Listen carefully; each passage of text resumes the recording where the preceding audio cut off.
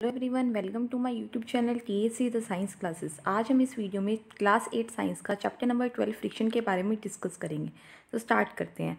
देखिए, ये जो चैप्टर है ये फ्रिक्शन के बारे में है। तो फ्रिक्शन के बारे में आपको थोड़ा सा मैं आपको इसका इंट्रोडक्शन दे रही हूँ सबसे पहले कि ये क्या होता है। आपने देखा होगा कि जब भी कोई कार या ट्रक चलता है तो उसका जो ड्राइवर होता है वो ट्रैफिक सिग्नल पे क्या करता है, उस अपने जो कार या ट्रक जो है उसको स्लो कर लेता है। वो कैसे करता है? जैसे कि आप बाईसाइकिल चला रहे हैं, कोई भी व्हीकल अगर रोड पे चल रहा होता है तो उसमें क्या होता है, तो उसमें होता है कि वो क्या करते हैं, ब्रेक अप्लाई करते हैं। और ब्रेक अप्लाई से क्या होता है कि पहले उनका जो व्हीकल होता है वो स्लो डाउन होता है, फिर थोड़े टाइम बाद वो क्या हो जाता है, रुक जाता है, यानी वो एकदम से मोशन से रेस्ट में आ जाता है। ठीक है, आपने ये देखा। क्या आपने ऐसा कभी देखा है कि कोई भी ऑब्जेक्ट या व्हीकल है, ठीक है, वो किसी सरफेस पे अगर वो मूव कर रहा है तो वो अपने आप ही रुक गया हो? मतलब कि आपने कोई एक्सटर्नल फोर्स उसके ऊपर नहीं लगाया, कोई बाहर से कोई एक्सटर्नल फोर्स नहीं लगाया, आपने ब्रेक भी नहीं लगाया, ना ही उसमें कोई प्रॉब्लम हुई है आपके व्हीकल में, ना तो कोई प्रॉब्लम है व्हीकल में, ना ही कोई फोर्स लगाया, ना कोई ब्रेक लगे, फिर भी वो जो ऑब्जेक्ट है वो अपने आप रुक गया हो। ठीक है, मतलब वो अपने फाइनली एकदम से क्या हो गया, स्टॉप हो गया हो। आपने कभी ये देखा होगा कि जैसे कि बॉल है, ठीक है, कोई बॉल है, वो बॉल आपने क्या किया है, किसी सरफेस के ऊपर आपने उसको रोल कराया, तो रोल कराने वो अपने आप रोल करती चलेगी, लेकिन तुमने बीच में किसी भी तरह का कोई फोर्स, उन्होंने कहीं से कोई और पर्सन आके उसने किक नहीं किया अपने पैर से, वो अपने आप ही रोल होती गई और थोड़े टाइम बाद स्लो होके स्लो डाउन हो गई अपने आप ही और अपने आप ही रुक गई। ठीक है, ये आप सबने देखा होगा। आप कभी किसी वेट स्मूथ सरफेस पे चल रहे हैं और आपका पैर स्लिप कर जाता है, सोपी वाटर होता है, अगर वो फर्श पे गिरा हुआ होता है तब भी आपका पैर स्लिप हो जाता है और आप फिसल जाते हैं, स्लिप हो जाते हैं। तो आपने ये एग्जांपल्स अपनी डेली लाइफ में हमेशा देखे होंगे कि ऐसा हो रहा है। तो ऐसा क्यों आता है, क्वेश्चन यहाँ पर अराइज होते हैं कि ऐसी चीज़ें यहाँ पर क्यों हो रही हैं। तो इन क्वेश्चंस का आंसर आपको इस चैप्टर में मिलेगा और उसका रीज़न है force of friction. Force of friction या जो फ्रिक्शनल फोर्स है, इसकी वजह से ऐसा होता है। देखिए, मैं आपको बताती हूँ कि ऐसा क्यों होता है। यहाँ पे कुछ एक्टिविटीज़ हैं, उससे भी हम डिस्कस करेंगे। थोड़ा सा मैं इनका आंसर दे देती हूँ। देखिए, यहाँ पर क्या होता है कि जब एक बॉडी किसी सरफेस के ऊपर मूव कर रही होती है तो जो सरफेस होता है उस बॉडी के ऊपर एक अपोजिट डायरेक्शन में फोर्स लगाता है। ठीक है, वो जो अपोजिट डायरेक्शन में फोर्स लगाता है उस फोर्स को हम बोलते हैं फोर्स ऑफ फ्रिक्शन। वो फोर्स ऑफ फ्रिक्शन जो है, ये जो फोर्स ऑफ फ्रिक्शन एक अपोजिंग फोर्स होता है जो उस ऑब्जेक्ट के मोशन को क्या करता है, अपोज करने की कोशिश करता है, वो उसको रोकता है। तभी हम किसी भी फर्श पे जब किसी बॉल को मूव कराते हैं, उसे रोल कराते हैं, तो जब वो बॉल सरफेस के ऊपर मूव कर रही होती है तो सरफेस से एक फोर्स ऑफ फ्रिक्शन आता है, एक अपोजिंग फोर्स आता है जो उस बॉल को क्या कर देता है, रोक देता है। ठीक है, ऐसे ही जब हम ब्रेक अप्लाई करते हैं तो कार क्या होती है, धीरे धीरे स्लो डाउन होती है और जो कार है वो क्या हो जाती है, रुक जाती है। ठीक है, ऐसे ही जब कहीं पे जो फर्श, मतलब कि कोई सरफेस है वो बहुत ज़्यादा इरेगुलरिटीज उसके अंदर बहुत ज़्यादा है, मतलब रफ सरफेस है, तो वहाँ पर क्या होता है कि कई बार हमारी बाईसाइकिल बहुत धीरे धीरे चलनी शुरू हो जाती है। हम बाईसाइकिल चला रहे हैं, कोई भी व्हीकल चला रहे हैं, तो बहुत प्रॉब्लम्स क्रिएट होती हैं वहाँ पर उनको चलाने में, ठीक है, मूव कराने में अपने व्हीकल को। वो किसकी वजह से होता है, वो इरेगुलरिटीज़ की वजह से एक अपोजिंग फोर्स लगता है हमारे व्हीकल के ऊपर, जिसकी वजह से हमें बहुत ज़्यादा परेशानी होती है अपने व्हीकल को मूव कराने के लिए। तो ये इन सब का रीज़न है फोर्स ऑफ फ्रिक्शन। अब इनके बारे में हम बहुत अच्छे से क्या करेंगे, डिस्कस करेंगे। तो स्टार्ट करते हैं फर्स्ट एक्टिविटी 12.1। देखिए, इस एक्टिविटी की हेल्प से आपको फोर्स ऑफ फ्रिक्शन को समझने में बहुत आसानी होगी कि ये क्या है, इसका मतलब क्या है। देखिए, gently push a book on a table. इन्होंने क्या बोला कि आप एक टेबल लीजिए, टेबल पे एक बुक रखिए, ठीक है, उस बुक को एक आराम से उसको पुश कीजिए। आप देखेंगे जैसे आपने उसको पुश किया, मतलब आपने उसके ऊपर एक फोर्स लगाया, वो फोर्स क्या है, आपका अप्लाइड फोर्स है। ठीक है, जब आपने उसके ऊपर फोर्स लगाया तो वो थोड़ा डिस्टेंस ट्रेवल करने के बाद स्टॉप हो जाती है। ठीक है, अब आप इसको अपोजिट डायरेक्शन से क्या कीजिए, इस एक्टिविटी को रिपीट कीजिए। जैसे कि ये टेबल के ऊपर एक बुक रखी हुई है, यहाँ से आपने एक फोर्स F लगाया, मतलब पुश किया इसको, और वो थोड़ा डिस्टेंस तक गई और यहाँ पर आकर रुक गई। ठीक है, उसके बाद आप क्या कीजिए, अब ये बुक को, यहाँ पर बुक क्या मान लो, अब आप अपोजिट डायरेक्शन से क्या लगाइए, इसके ऊपर फोर्स लगाइए। जब आप अपोजिट डायरेक्शन से इसके ऊपर फोर्स लगाते हैं तो आप देखते हैं कि वो दोबारा से क्या करती है, दोबारा से यहाँ पर होती, मतलब दोबारा से थोड़ा सा डिस्टेंस ट्रेवल करती है और फिर रुक जाती है। तो दोनों डायरेक्शन से आपने फोर्स लगाया, दोनों डायरेक्शन से आपको ये बात रिपीट हुई कि जब आपने लेफ्ट साइड से फोर्स लगाया बुक के ऊपर, तो राइट डायरेक्शन से क्या हुआ, एक टेबल टेबल जो सरफेस हो गया बुक के लिए, तो उसने उसके ऊपर एक अपोजिंग फोर्स लगाया जिसकी वजह से बुक रुक गई। ठीक है, फिर आपने अपोजिट साइड यानी राइट साइड से बुक के ऊपर क्या लगाया, फोर्स लगाया। ठीक है, अप्लाइड फोर्स लगाया। तो जो फोर्स लगाया आपने, जो अप्लाई किया फोर्स, उसकी वजह से क्या हुआ, वो बुक थोड़ा सा मूव करी, लेकिन राइट डायरेक्शन से जो टेबल जो सरफेस है, ठीक है, उसने एक अपोजिंग फोर्स उसके ऊपर लगाया जिसकी वजह से वो बुक रुक गई। तो ये जो फोर्स है जो इसके मोशन को, बुक के मोशन को क्या कर रहा है, अपोज कर रहा है, उसको हम क्या कहते हैं, फोर्स ऑफ फ्रिक्शन कहते हैं। ठीक है, तो यही हमने देखा कि जो फोर्स ऑफ फ्रिक्शन है ये कब आता है। यहाँ से ये मेन बात है, ध्यान से सुनना इस बात को, कि जब हम किसी भी ऑब्जेक्ट के ऊपर फोर्स लगाते हैं तभी एक अपोजिट डायरेक्शन में फोर्स आएगा। जब तक आप उस किसी भी ऑब्जेक्ट के ऊपर फोर्स अप्लाई नहीं करेंगे कोई, तो अपने आप कोई फोर्स ऑफ फ्रिक्शन नहीं आएगा। कि जैसे कि एक ऑब्जेक्ट है, ठीक है, वो आपको उसको मूव कराना है, तो आप उसको क्या करेंगे, पहले पुश करेंगे। ठीक है, आप उसको क्या करेंगे, पहले पुश करेंगे। पुश करने पे आप उसको मूव कराने की कोशिश कर रहे हैं, ठीक है, वो मूव करेगा और फिर थोड़ी देर बाद वो रुक जाता है अपने आप ही। तब वो क्या हुआ कि जब आपने फोर्स अप्लाई किया, तो जब एक सरफेस के ऊपर दूसरा ऑब्जेक्ट मूव करा, तो उस सरफेस से तब एक अपोजिट डायरेक्शन में एक फोर्स लगाया, जिसे हम क्या कहते हैं, फोर्स ऑफ फ्रिक्शन। ठीक है, तो वो क्या हुआ कि जब आप अप्लाई करते हैं ना, फोर्स अप्लाई करते हैं किसी ऑब्जेक्ट पे, तभी एक अपोजिट डायरेक्शन में फोर्स लगेगा, जिसको हम क्या कहते हैं, फ्रिक्शनल फोर्स कहते हैं। ठीक है, अब आगे आती है कि भी अगर हम क्या करें, एक और एक्टिविटी हमारे पास आती है कि जिससे हमें ये पता लगेगा 12.2 एक्टिविटी कि ऐसे कौन कौन से फैक्टर्स हैं जिस पे फोर्स ऑफ फ्रिक्शन डिपेंड करता है। तो देखिए ध्यान से, आप एक ब्रिक लीजिए और ब्रिक के ऊपर ब्रिक को एक स्ट्रिंग से क्या कर दीजिए, रैप कर दीजिए, और स्ट्रिंग के एक एंड पे आप स्प्रिंग बैलेंस को कनेक्ट कर दो। ठीक है, अब आप देखिए कि आप क्या करेंगे, स्प्रिंग बैलेंस की तरफ से आप इस ब्रिक को पुल करने की कोशिश करो, मूव कराने की कोशिश करो। तो जो स्प्रिंग बैलेंस होता है उसमें क्या होता है कि आपको ये पता लग जाएगा कि इस ब्रिक को मूव कराने के लिए जो फोर्स लगाया, मतलब जो फोर्स ऑफ फ्रिक्शन एक यहाँ पर आया, उसको मेजर कर पाएंगे। ठीक है, अब आप क्या करिए कि जो हमारे पास क्या है, जो ब्रिक है उसको पॉलीथीन का एक पीस लीजिए, उससे रैप कर दीजिए। ठीक है, रैप करने से फिर दोबारा से क्या कीजिए, आप उसको पुल करो स्ट्रिंग को। ठीक है, मतलब कि आप उसको ब्रिक को मूव कराने की कोशिश करो, तो उस पर जो फोर्स ऑफ फ्रिक्शन आएगा वो भी आपका मेजर हो जाएगा बाय द स्प्रिंग बैलेंस। ठीक है, तो यहाँ पर ये होता है कि आपने क्या करा, पहले ब्रिक को बिना पॉलीथीन बैग लिया, उसको एक सरफेस पे मूव कराने की कोशिश करी, तो वहाँ पे जो फोर्स ऑफ फ्रिक्शन आया उसको आप मेजर करते हैं with the help of spring balance. Spring balance क्या होता है मैं अभी आपको बताती हूँ। ठीक है, उसके बाद आपने इसको जो ब्रिक है उसको पॉलीथीन बैग से रैप किया। ठीक है, रैप करने के बाद इस एक्टिविटी को क्या करा, दोबारा से मतलब रिपीट किया, मतलब कि उसको पिल करने की कोशिश की, फोर्स अप्लाई किया, तो वहाँ पे भी आपको फोर्स ऑफ फ्रिक्शन मेजर हुआ। तो आपने इन दोनों फैक्टर्स से, इन दोनों एक्टिविटी को जब किया अलग अलग तरीके से, इस एक्टिविटी को दो अलग तरीके से किया, तो आपने क्या मेजर किया कि फोर्स ऑफ फ्रिक्शन कि दोनों केस में किस में ज़्यादा है और किस में कम आया। तो वो कैसे पता लगेगा हमें, वो स्प्रिंग बैलेंस की हेल्प से हमें पता लग जाता है। ठीक है, अब यहाँ से हमें एक बात पता लगेगी, वो मैं अभी आपको बताती हूँ। पहले स्प्रिंग बैलेंस के बारे में जानिए कि क्या होता है।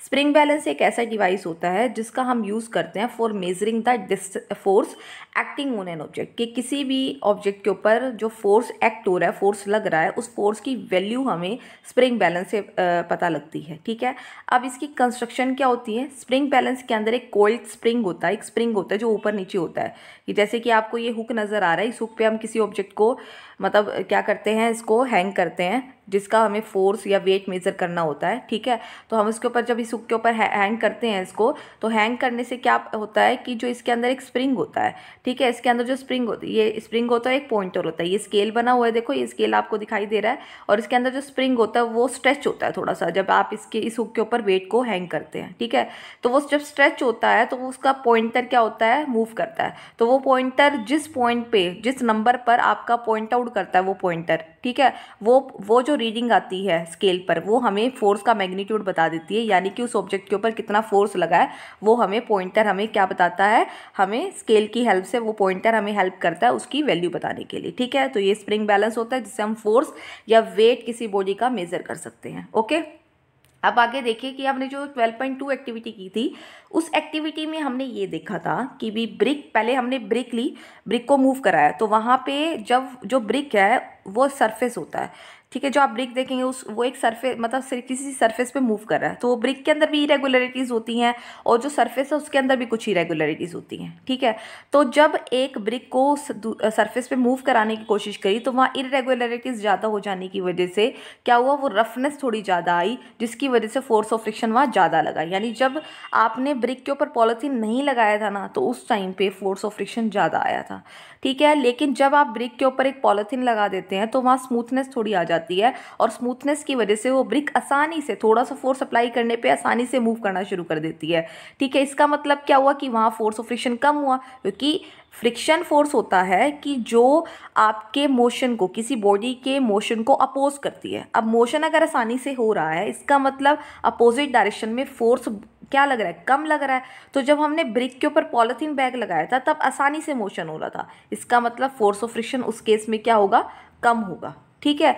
तो यहाँ से हमारे पास कुछ फैक्टर्स हमें पता लगते हैं जिनके ऊपर फ्रिक्शन की जो वैल्यू है वो डिपेंड करती है, तो वो अब हम उनके बारे में डिस्कस करेंगे। 12.3 एक्टिविटी आप सब लोग अपने आप पढ़ के देखना, ये बहुत इजी एक्टिविटी है। इसके अंदर क्या किया, इसमें क्या किया है कि एक टेबल ली, टेबल के ऊपर एक हमने इंक्लाइन करके एक कार्डबोर्ड रखा और यहाँ पर हमने एक मार्क किया, जो मार्क किया आपको फिगर में दिखाई दे रहा है पेन से। ठीक है। उस पेन या पेंसिल से मार्क कर दिया, फिर यहाँ पेन पेंसिल को यहाँ से फोल्ड कराया, तो फोल्ड करा के मूव करती हुई टेबल पे पेंसिल आ जाएगी या पेन आ जाएगा। ठीक है। अब आप क्या करिए, दूसरे केस में आप इस पर कोई कपड़ा स्प्रेड कर दीजिए, कपड़ा फैला दीजिए, कपड़ा बिछा दीजिए टेबल के ऊपर। वो कपड़े के ऊपर रिंकल नहीं होनी चाहिए, बिल्कुल प्लेन कपड़ा होना चाहिए। ठीक है।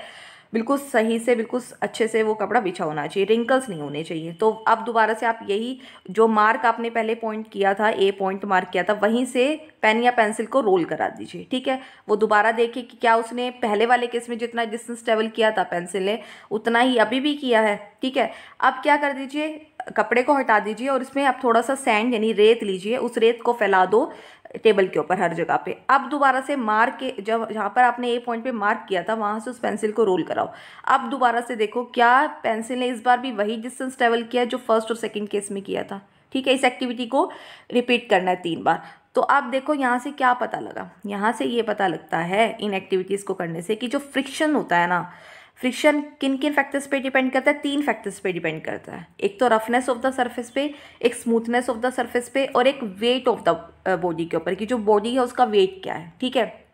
पहला रफनेस ऑफ द सरफेस। देखिए जो फ्रिक्शन होता है ना, कैसे कब आता है, पहले अराइज क्यों होता है ये, जब एक सरफेस के ऊपर किसी दूसरे ऑब्जेक्ट को मूव कराया जाता है तो उस ऑब्जेक्ट का सरफेस और वो सरफेस जिस सरफेस के ऊपर उस ऑब्जेक्ट को आप मूव करा रहे हो, उन दोनों के बीच में कुछ इरेगुलरिटीज़ होती हैं।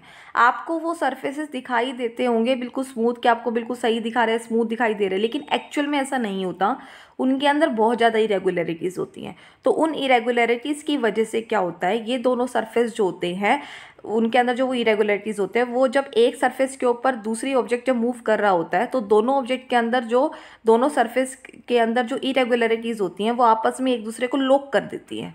लॉक करने की वजह से क्या होता है, उनके बीच अंदर क्या होता है, वो फ्रिक्शनल फोर्स आता है जो उस बॉडी को सरफेस के ऊपर मूव कराने से रोकती है। ठीक है। क्योंकि वो इरेगुलरिटीज़ होती है। देखो इस पिक्चर के अंदर आपको दिखा रखा है, ध्यान से देखिए। देखो ये कि जब एक टेबल है, इसके ऊपर एक बुक है, इसको आपको मूव कराना है, तो देखो ये इरेगुलरिटीज़ दिखा रखी हैं। आपको दिखने में ये प्लेन लगते हैं, देखो आप इस चीज़ को देखो, इस पिक्चर के अंदर आपको बुक बिल्कुल ठीक नज़र आ रही है, बिल्कुल स्मूथ नज़र आ रही है देखने में, टेबल भी बिल्कुल स्मूथ नज़र आ रहा है देखने में, लेकिन एक्चुअलिटी क्या होती है, इनके अंदर कुछ माइन्यूट इरेगुलरिटीज़ होती हैं। उन इरेगुलरिटीज़ की वजह से क्या होता है कि जब इस टेबल को मतलब टेबल के ऊपर इस बुक को मूव कराया जाता है, ठीक है, तो जब उसके अंदर कुछ जो दोनों सरफेस की इरेगुलरिटीज़ होती है वो आपस में लॉक हो जाते हैं। देखो ये लॉकिंग दिखा रखी है। ठीक है। तो इस लॉकिंग की वजह से, लॉक हो जाने की वजह से, इरेगुलरिटीज़ आपस में लॉक हो जाने की वजह से क्या होता है, इनके अंदर क्या होता है, फोर्स ऑफ फ्रिक्शन आता है। क्लियर। तो इसके अंदर जो फोर्स ऑफ फ्रिक्शन आता है वो इरेगुलरिटीज़ की वजह से आता है। तो जितना ज़्यादा बॉडी जो होगी या जिस बॉडी को आपको सरफेस के ऊपर मूव कराना है, वो सरफेस जितना ज़्यादा क्या होगा, रफ होगा।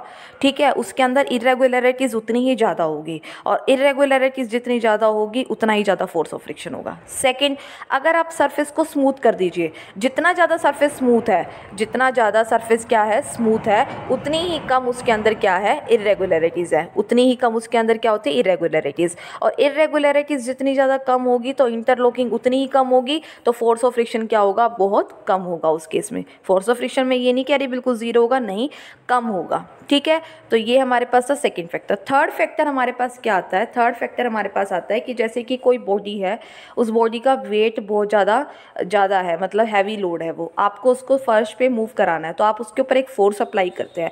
लेकिन क्या है, उस बॉडी का इतना ज़्यादा वेट है कि वो जो आप उसके ऊपर फोर्स अप्लाई कर रहे हैं उस ऑब्जेक्ट के ऊपर, लेकिन वो ऑब्जेक्ट मूव ही नहीं कर पा रहा है, ठीक है। तो इसका मतलब क्या है कि आप फोर्स लगा रहे हैं लेकिन वो ऑब्जेक्ट मूव नहीं कर पा रहा है, इसका मतलब उसके अंदर फ्रिक्शनल फोर्स बहुत ज़्यादा है, और उस टाइम जो उसका फ्रिक्शनल फोर्स होता है उसका नाम होता है स्टैटिक फ्रिक्शन। यस, ये एक टाइप है फ्रिक्शन की जिसको हम स्टैटिक फ्रिक्शन कहते हैं, ठीक है। तो यानी जितना ज़्यादा बॉडी का वेट होगा उतना ही ज़्यादा आपके लिए बहुत मुश्किल होगा उस ऑब्जेक्ट को मूव कराना, ठीक है। तो इसका मतलब कि जो फोर्स ऑफ फ्रिक्शन है वो थर्ड फैक्टर किस पे डिपेंड करता है, वेट ऑफ द बॉडी, यानी जितना ज़्यादा बॉडी का वेट होगा उतना ही ज़्यादा फोर्स ऑफ फ्रिक्शन होगा। तो उसके लिए आपको और ज़्यादा फोर्स अप्लाई करना पड़ेगा उस इरेगुलरिटी या उस फ्रिक्शनल फोर्स को ओवरकम करने के लिए, ठीक है।